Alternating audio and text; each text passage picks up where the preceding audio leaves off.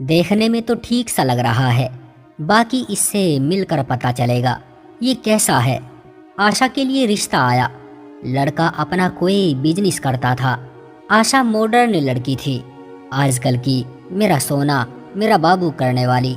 उसको एक ऐसे हमसफर की तलाश थी जो इंडियन फिल्मों की तरह रोमांटिक हो, जिसकी आवाज़ में एक मिठास हो, जो मॉडर्न हो, किसी कहानी के हीरो की तरह बहुत प्यार करने वाला, हर ख्वाहिश पूरी करने वाला, नाराज होने पर मोहब्बत से मनाने वाला, पढ़ा लिखा, अच्छी जॉब, बड़ा घर और एक दो बड़ी गाड़ी। आशा उससे पहले कोई 50 लड़कों को रिजेक्ट कर चुकी थी। अब की बार मिस्टर बंटी ने रिजेक्ट होना था। आशा बंटी की तस्वीर देख रही थी। देखने में तो बड़ा अच्छा लगता है। देखते हैं ये किस टाइप का है। वो दोनों डिनर पर मिलने वाले थे। आशा टाइम देख रही थी। 7 बजे मिलना है। अभी 7 बजने में 20 मिनट बाकी है। वो कौन सा ठीक वक्त पर आएगा? मैं ही आधा घंटा लेट जाऊंगी। बंटी 7 बजने से 20 मिनट पहले पहुंच चुका था। इंतजार करने लगा आशा का, लेकिन आशा 7:30 बजे पहुंची। आशा तस्वीर वाले लड़के को ढूंढ रही थी। इतने में बंटी की कॉल आई। मैडम, अपनी लेफ्ट साइड पर देखें, टेबल नंबर 14 पर वही हूँ मैं।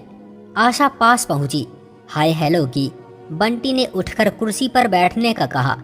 आशा हैरान थी, ये क्या है? तस्वीर में स्मार्ट से हो, स्टाइलिश पैंट कोट पहना हुआ, और हकीकत में मोटे से। ये क्या पुराने जमाने के विलन की तरह हेयर स्टाइल बनाया हुआ है? बंटी मुस्कुराया। हम आपको सच्ची बात बताते हैं, हम पहले स्मार्ट हुआ करते थे, फिर आहिस्ता आहिस्ता हम मोटे हो गए, लेकिन इतने भी मोटे नहीं हैं। आशा मुंह बनाकर बोली, तो फिर पुरानी तस्वीर क्यों भेजी थी? दरअसल बात यह है कि मुझे 50 लड़कियां रिजेक्ट कर चुकी है, सिर्फ मेरी तस्वीर देखकर रिजेक्ट कर देती है। इस बार मैं मिलना चाहता था उस लड़की से जो मुझे रिजेक्ट करेगी, इसलिए पुरानी तस्वीर भेज दी। आशा उठी और गुस्से से बोली, पहली मुलाकात में ही तुमने फ्रॉड, धोखा और झूठ बोला। मैं झूठे इंसान के साथ एक पल भी नहीं बैठ सकती। Good bye. आशा जाने लगी। बंटी ने आवाज दी, आशा जी बात तो सुनो, मैं यहाँ आपसे रिश्ता नहीं करने आया। मैं जानता था आप तो क्या, मुझे कोई भी लड़की कबूल नहीं करेगी। ना मुझे बात करने का तरीका आता है, न ढंग के कपड़े पहनने आते हैं, शक्ल से भी कोई इतना खास नहीं हूँ। आप अगर आ गई हैं तो कम से कम डिनर ही कर ले साथ, उसके बाद आप अपने रास्ते, मैं अपने रास्ते। बस पहली और आखिरी बात मान ले। आशा पहले तो जाने लगी, लेकिन फिर बैठ गई। हाय मेरी किस्मत, 51 लड़के रिजेक्ट हो गए। पता नहीं कब कोई आएगा मेरी लाइफ में।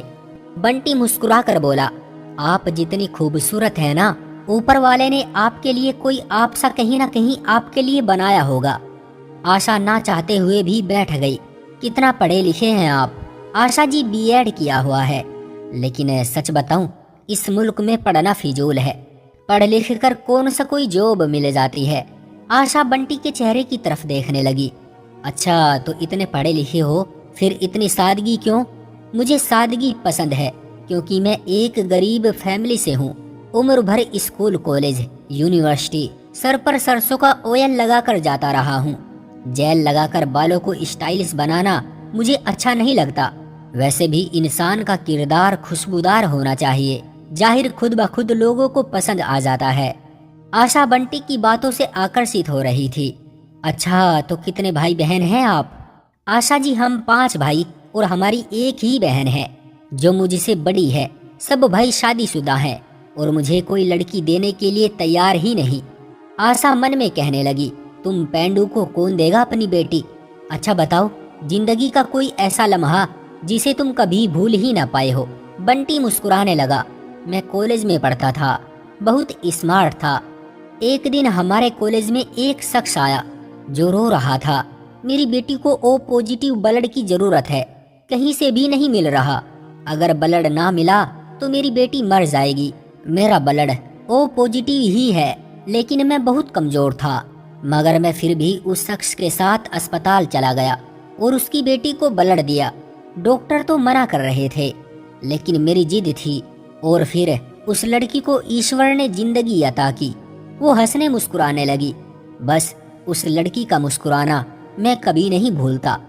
अच्छा, खाने में क्या पसंद है? मैडम, खाने में मुझे हर चीज पसंद है, लेकिन मेरा फेवरेट एक प्याले में दूध डालकर उसमें ब्रेड को डालकर फिर चम्मच से खाना बहुत अच्छा लगता है, और आम के अचार के साथ सूखी रोटी खाना। आशा शुक्र अदा कर रही थी। इस डंगर को पहले ही समझ लिया। अच्छा, ये बताओ क्या बिजनेस है तुम्हारा? आशा, मैडम बिजनेस क्या भला, मेरा एक ढाबा है। लोगों को खाना बना बना कर खिलाता हूँ। जॉब ढूंढता रहा, रिश्वत मांगते हैं।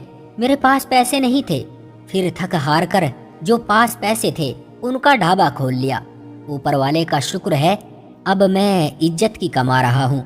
इतने में खाना आया। वेटर के हाथ से खाने की प्लेट छूट गई। सारा खाना बंटी पर गिर गया। कपड़े खराब हो गए। बंटी ने वेटर की तरफ देखा।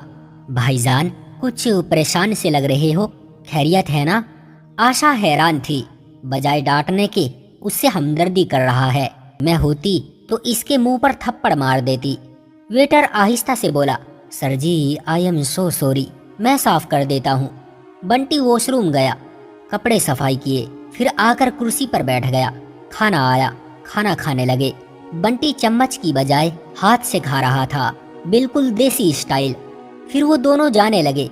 आशा बिल अदा करने लगी। बंटी ने आशा की तरफ देखा और प्यार से बोला, हम दोनों बिल अदा करेंगे। आधे पैसे आप दे, आधे मैं दूंगा, ताकि हम दोनों को ये डिनर हमेशा याद रहे, और मुझे ये याद रहे कि मेरा 51वां रिश्ता रिजेक्ट होना सेलिब्रेट किया गया था। आशा बंटी की तरफ देख कर बोली, okay mister Bunty, thank you, खुश रहे। उम्मीद करती हूँ आपको कोई जल्द आप जैसी मिल जाएगी। फिर आशा ने टैक्सी वाले को इशारा किया। बंटी आशा से कहने लगा, अगर आप चाहें तो मैं आपको घर तक ड्रॉप कर सकता हूँ। आशा ने इनकार कर दिया, नहीं नहीं सर, मैं चली जाऊंगी। बंटी आशा की आंखों में देखकर बोला, अच्छा तो आपकी तरफ से भी इनकार ही है? आशा मुस्कुराने लगी, जी हाँ बिल्कुल, मेरी तरफ से भी इनकार ही है।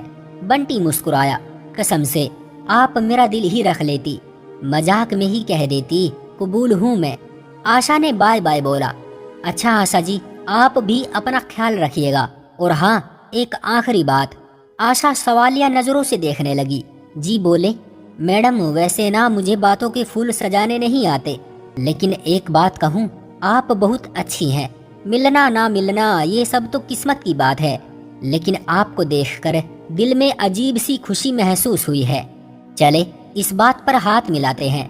दोनों ने हाथ मिलाया। बंटी ने अपनी बाइक स्टार्ट की और जाने लगा। आशा से कहने लगा, मैडम यही औकात है मेरी, पुरानी सी बाइक। मेरा मानना है किसी को बड़े बड़े ख्वाब दिखाने से अच्छा है अपनी हैसियत के मुताबिक वादे करो, ख्वाब दिखाओ, ताकि रिश्तों में मजबूती रहे, एक दूसरे के लिए दिल में इज्जत रहे। झूठ बोलकर किसी को खुशी देने से बेहतर है सच बोलकर भरोसा कायम रखा जाए। नहीं जानता मेरी हमसफर कौन कैसी होगी, लेकिन इतना मैं कह सकता हूँ, कभी भी उसको दुख का आंसू ना दूंगा। अच्छा मैडम, चलता हूँ, और हाँ, आपका नंबर डिलीट कर दूंगा। बाय बाय, अपना ख्याल रखना। आशा घर गई। बहन ने पूछा, हाँ दीदी, कैसा था बंटी? आशा खामोश रही और चुपचाप अपने कमरे में चली गई। इधर बंटी भी अपने घर पहुंचा। माँ ने पूछा, क्या कहती है आशा? बंटी कुछ सख्त लहजे में बोला, माँ बस अब थक गया हूँ मैं। उसने भी रिजेक्ट कर दिया, अब मैंने नहीं करनी शादी। माँ हौसला देने लगी, ईश्वर बेहतर करेगा, परेशान ना हो। बंटी अपने ढाबे पर चला गया। इतने में आशा की कॉल आई। बंटी साहब। बंटी हैरानी से बोला, आशा मैडम? आशा डांटते हुए बोली, मेरा नंबर डिलीट नहीं किया अभी तक? सॉरी मैडम, अभी कर देता हूँ। आशा मुस्कुराने लगी। बंटी, क्या आप मुझे इजाजत देंगे, मैं अपने नाम के साथ तुम्हारा नाम लिख सकूं? बंटी सोकड़ हो गया। क्या क्या मतलब मैडम? आशा प्यार से बोली, अगर मैं कहूँ मुझे आप कबूल हो तो? बंटी की आंख से एक आंसू छलका।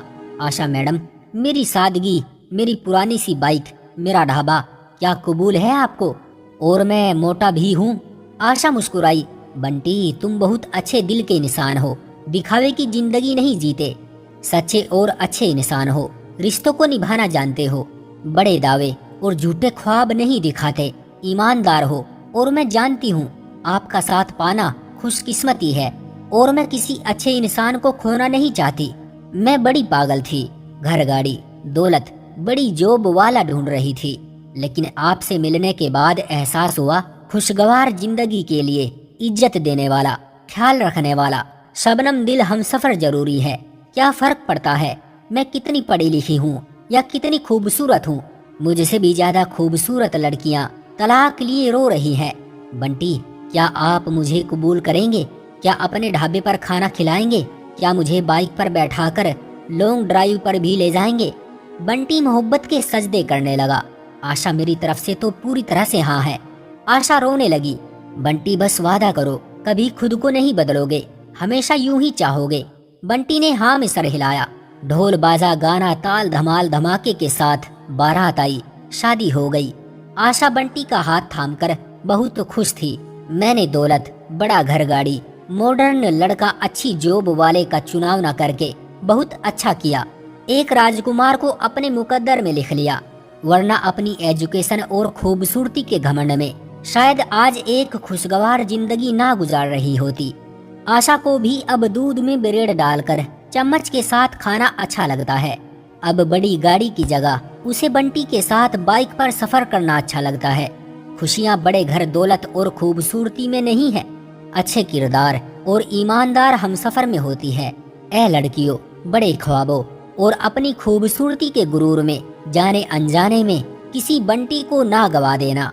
दोस्तों, उम्मीद करता हूँ हमारी आज की कहानी भी आपको पसंद आई होगी। ये वीडियो आपको कैसी लगी कमेंट करके हमें जरूर बताएं। वीडियो को लाइक कर दीजिए और इसी तरह की कहानियाँ लगातार देखने और सुनने के लिए चैनल को सब्सक्राइब करके घंटी को दबाकर ऑल पर सेट कर लीजिए, ताकि आने वाली वीडियो का नोटिफिकेशन आपके पास तुरंत पहुँचे। मैं मिलता हूँ आपसे अगली वीडियो में, तब तक के लिए धन्यवाद।